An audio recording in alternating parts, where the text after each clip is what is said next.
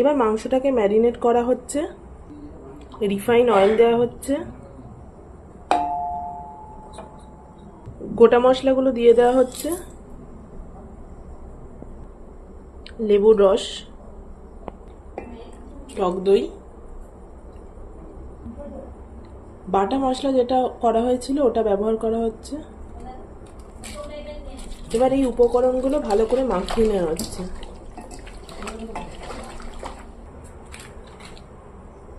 মাখিয়ে নেওয়া হচ্ছে ভালো করে।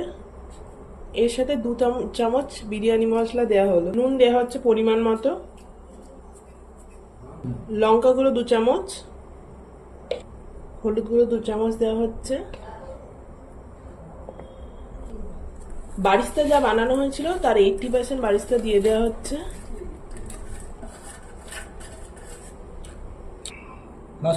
সবকিছু দিয়ে আবার ভালো করে মাখিয়ে নেওয়া হচ্ছে।